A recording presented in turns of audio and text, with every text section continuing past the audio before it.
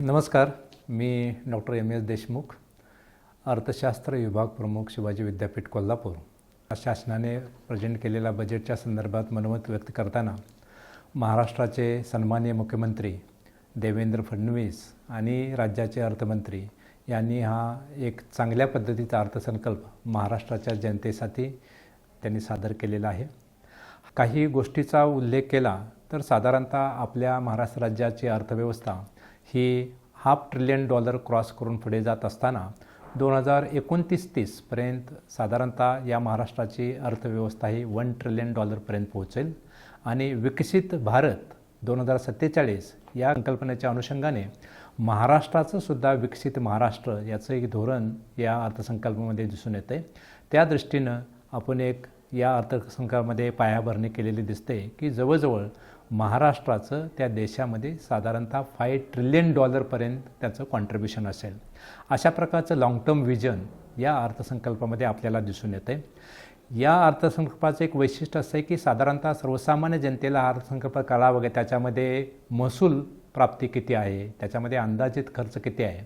तर या अर्थसंकल्पाचा 26-27चा विचार केला तर जवळजवळ 6.89 लाख कोटी एवढी महसूल प्राप्ती या अर्थसंकल्पामध्ये प्रोजेक्ट केलेले आहे आणि अंदाजित खर्च जो आहे तो जवळजवळ 7.69 लाख कोटीपर्यंत असेल असं या अर्थसंकल्पामध्ये दिसून येतं आहे. काही आणखी गोष्टीचा उल्लेख केला तर उदाहरणार्थ पुण्यश्लोक अहिल्यादेवी होळकर कर्जमुक्ती योजनेमध्ये जवळजवळ 2 लाख रुपयापर्यंतची कर्जमाफी या अर्थसंकल्पामध्ये शेतकऱ्यांना देण्याचा मोठा एक आधार या मुख्यमंत्र्यांनी जनतेला दिलेला दिसतोय. आपल्याला माहितीच आहे की हे आता येणारं जे युग आहे ते AIचं युग आहे.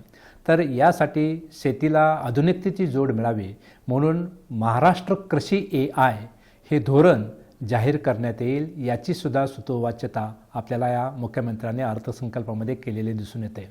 आपल्याला माहितीच आहे की साधारणतः मुख्यमंत्री माझी लाडकी बहीण योजना ही योजना काही वर्षापासून अशी पॉप्युलर योजना म्हणून आपल्या समाजामध्ये दिसते.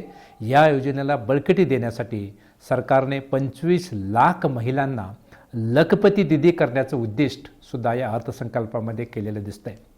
ग्रामीण भाग त्याचा विकास व्हावा, त्याच्या अनुषंगाने महाराष्ट्राच्या जनतेचा विकास व्हावा, महाराष्ट्राचा विकास होऊन देशामध्ये महाराष्ट्राच्या अग्रक्रमांकावर राहावं यासाठी ग्रामीण भागात साधारणतः 33,000 कोटी रुपये खर्चून प्रधानमंत्री आवास योजनेतून हक्काची घरं हे तयार करण्याचं धोरण सुद्धा त्याच्यामध्ये दिसतंय.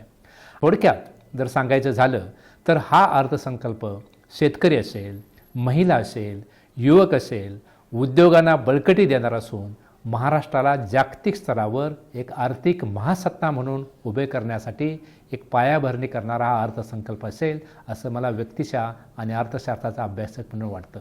जय हिंद, जय महाराष्ट्र.